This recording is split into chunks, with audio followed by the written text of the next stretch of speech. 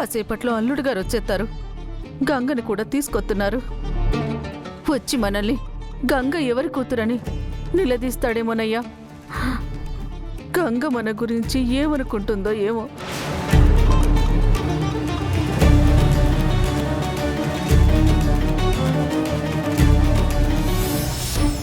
ఎక్కడికి వెళ్తున్నామో చెప్పకుండా రా గంగా అని తీసుకువెళ్తున్నారేంటి సార్? ఎక్కడికి వెళ్తున్నావు అన్నయ్య? నువ్వైనా చెప్పు. సెలే తినబోతూ రుసులెందుకే? కొద్దిసేపు ఆగే నీకే తెలుస్తుంది. తినబోతూ రుచి ఎందుకా? అంటే నన్ను బేకరీకి తీసుకెళ్తున్నారా? నాకు తెలుసు. అయితే నాకు నచ్చినవన్నీ కనిపెట్టాలి. ఐటమ్స్ అన్నీ తినేస్తాను. మాయమ్మే, మేమందరం నీ గురించి టెన్షన్ పడుతుంటే నీకు తిండి మీద దేశాలకు వెళ్తుందా? సెల్లే నువ్వు కాసేపు మాట్లాడకుండా పలకుండే. ఇదిగో ఏం మాట్లాడకుండా నీళ్ళు నవ్వులుతూ ఉండకో.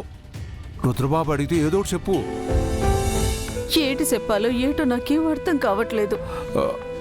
ఆడపిల్ల పుట్టింటికి వస్తున్నాదంటే సంతోషపడాల్సింది పోయి కంగారు పడే పరిస్థితి వచ్చింది.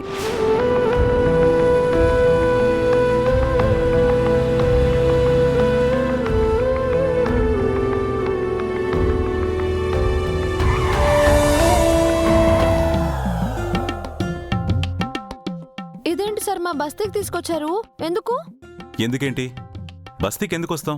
మీ ఇంటికే కదా, దిగు. మా ఇంటికా? నేనేం తప్పు చేయలేదే. మీరు చెప్పినట్టు చేస్తున్నాను కదా సార్. మరి నన్ను ఎందుకు సార్ పుట్టింటికి తీసుకొచ్చారు? నన్ను ఎందుకు వదిలేస్తున్నారు? హేయ్, నీకేమైనా పిచ్చా? పుట్టింటికి తీసుకొస్తే వదిలేస్తున్నట్టేనా? కాస్త ఓవర్ యాక్షన్ ఆపు. సెల్లే నువ్వు చాలా ఎక్కువ ఆలోచిస్తున్నావే. మీ బావగారి గురించి నీకు తెలియదన్నయ్య. నన్ను ఎప్పుడు కోపడతారో, ఎప్పుడు తిడతారో, ఎప్పుడు మెచ్చుకుంటారో, ఎప్పుడు నవ్వుతారో, ఎప్పుడు ఏం చేస్తారో ఎవ్వరికీ అర్థం కాదు. ఎవరిని అర్థం చేసుకోరు కూడా. అయ్యో సారీ సార్, నేను కావాలని అలా అనలేదు. అంటే మీరు అర్థం చేసుకోరని కాదు, ఒక్కోసారి అర్థం లేకుండా కోపడతారు అంటున్నాను.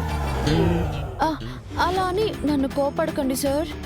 చేసిన ఓవర్ యాక్షన్ చాలు. కార్ దిగు. మీ ఇల్లు వచ్చింది. ఇల్లు వచ్చిందా?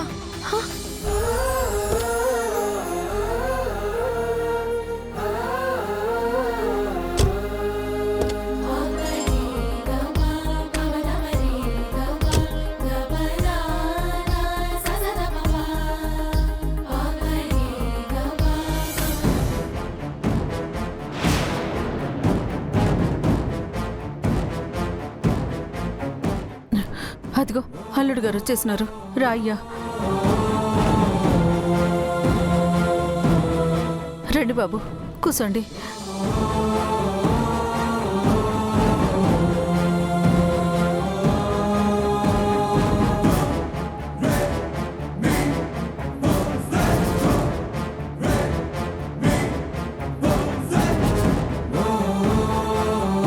అమ్మా ఏటి నానొస్తే అక్కడే ఆగిపోయి చూస్తున్నావు? ఎవరో పరాయి అమ్మాయిని చూస్తున్నట్టు.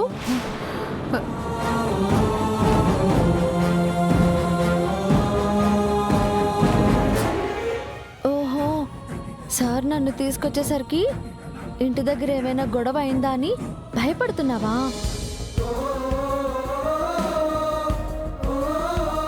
సార్ నేను చెప్పాను కదా, చూడండి మా అమ్మ కంగారు పడుతుంది. పాపం మా నాన్నేమో భయపడుతున్నాడు. వాళ్ళ భయం అది కాదు గంగా. మరి కూతురు అల్లుడు సడన్ గా వస్తే ఎలాంటి మర్యాదలు చేయాలా అని టెన్షన్. సింహద్రప్పన సామె బావి ఏడ్చి చేస్తాడు ఏంటో, నువ్వే కాపాడాలి సామె. ఉండండి బాబు, మంచినీళ్ళు తీసుకొస్తాను. వదండి, మీకెందుకు శ్రమ? గంగుంది కదా. గంగా, వెళ్ళి కాఫీ తీసుకురా. కాపీయా? కాఫీనా? నేను జస్ట్ కాఫీ అడిగాను. మీ ఇద్దరికి అంత రియాక్షన్ అవసరమా? నువ్వు కంటెంట్ లేదే కాపీ సొక్క కడగవు కదా బా, అందుకని ఆ, నువ్వు కాఫీ పెట్టడానికి ముహూర్తం ఏమైనా పెట్టాలా? ఇదిగో వెళ్తున్నాను సార్.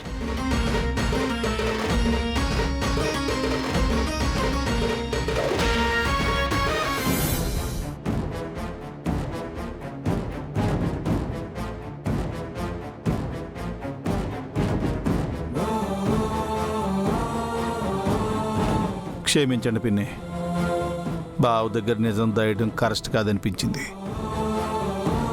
అందుకే చెప్పాను.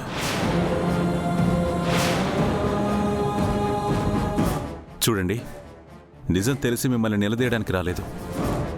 మీరు గంగని ఎంత అపురూపంగా చూసుకుంటారో నాకు తెలుసు. కానీ పెంచిన ప్రేమ కోసం కన్న ప్రేమకు అన్యాయం చేయకూడదు.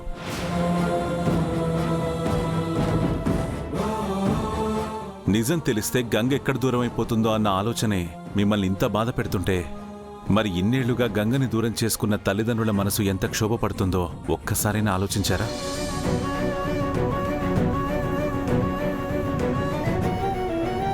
నేను గంగ గతం గురించి ఎలాంటి ప్రశ్నలు మిమ్మల్ని అడగను. గంగ అందరిలాంటి అమ్మాయి కాదు. తనలో ఒక యూనిక్ క్వాలిటీ ఉంది, అదే బాక్సింగ్. మేబీ ఆ టాలెంట్ తన బ్లడ్లోనే ఉండుంటుంది.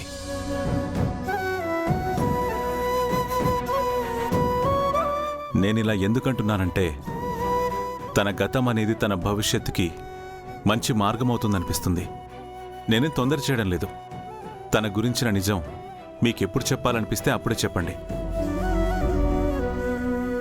కానీ ఒక్కటి మాత్రం చెప్తాను, నిజం తెలిసినా కూడా మీరెప్పటికీ గంగ ప్రేమకు దూరం కారు. ఏంటి సార్, నా ప్రేమకి దూరం కాదు అంటున్నారు? ఎందుకు?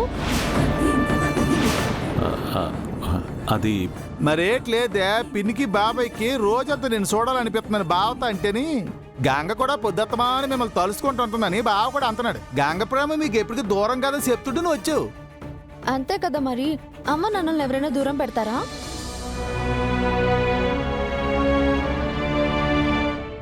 సార్, కాఫీ తీసుకోండి. అన్నయ్య, అమ్మా నీకోసం చక్కెర తక్కువ వేశాను, తీసుకో. నాన్న తీసుకో.